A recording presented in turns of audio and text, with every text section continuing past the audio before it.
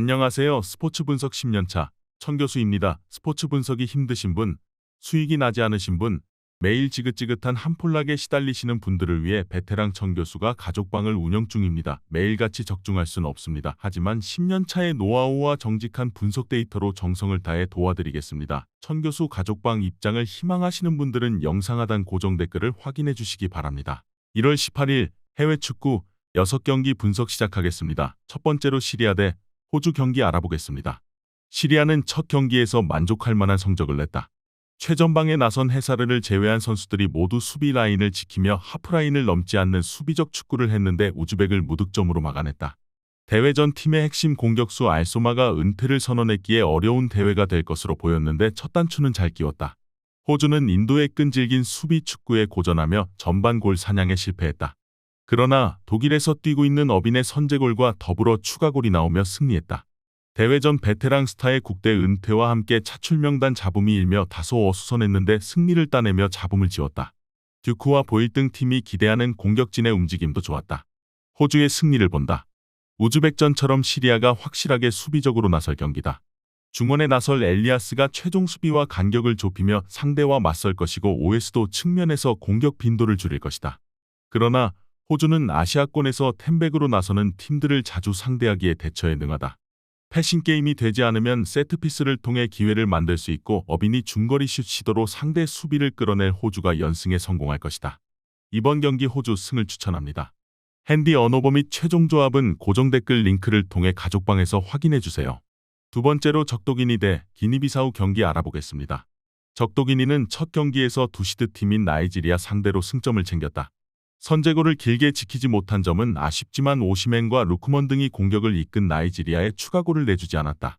라스팔마스의 센터백인 코코를 비롯해 은동과 아카포 등이 버틴 최종 수비가 탄탄했고 비코로의 수비라인 보호도 안정적이었다. 기니비사우는 첫 경기에서 개최국인 코트디부아르에 패했다. 수비 조직력이 완성되기 전인 전반 4분 빠른 골을 내준 것이 아쉬웠다.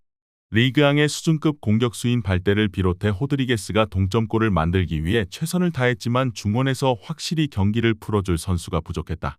카사마와 세메두 등이 중원 경쟁력을 보여주지 못한다면 어려운 조별 예선이 될 것이다.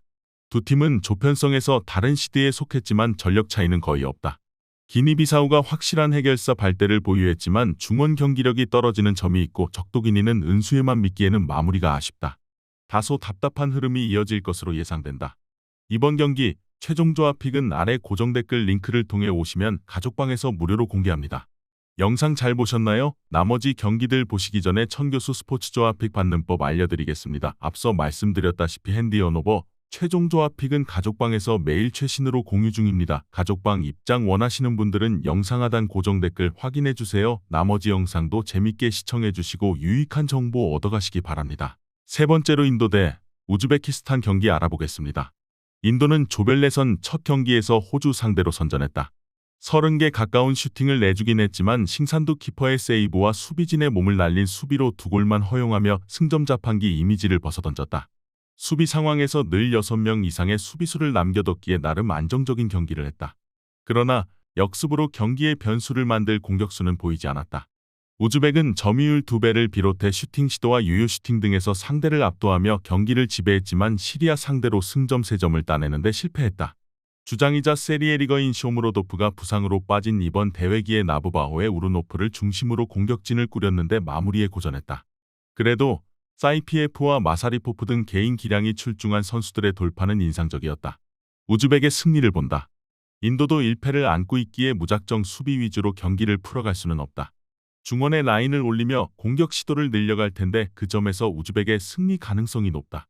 특히 함노베코프의 역습 전환 능력이 빼어나기에 마사리포프와 우르노프에게 기회를 만들어줄 수 있다. 이번 경기 우즈베키스탄 승을 추천합니다. 핸디 언오버 및 최종 조합은 고정 댓글 링크를 통해 가족방에서 확인해주세요. 네 번째로 코트디부아르 대 나이지리아 경기 알아보겠습니다. 코트디부아르는 개최국으로 나서 개막전에서 기분 좋은 승리를 거뒀다. 전반 이른 시간 선제골이 나왔고 추가골이 나오며 승점 3점을 챙겼다. 호날두의 팀메이트인 포파나가 결승골을 넣었고 황인범의 팀 동료인 크라소가 선발 공격수로 나서 세기를 박았다. 디오만데와 은디카 등 이중심을 잡은 수비진도 안정적이었고 페페와 둠비아 등이 교체로 들어와 좋은 경기력을 보였다.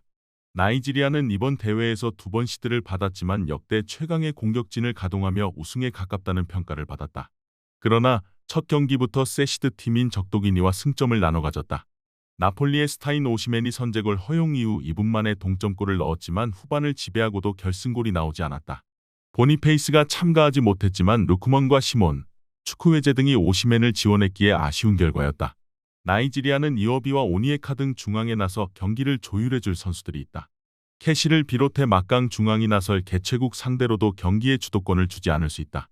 그러나 디오만데와 은디카가 라인을 올리지 않고 공세에 대항할 홈팀 상대로 리드를 잡긴 어렵다. 이번 경기 최종 조합픽은 아래 고정 댓글 링크를 통해 오시면 가족방에서 무료로 공개합니다.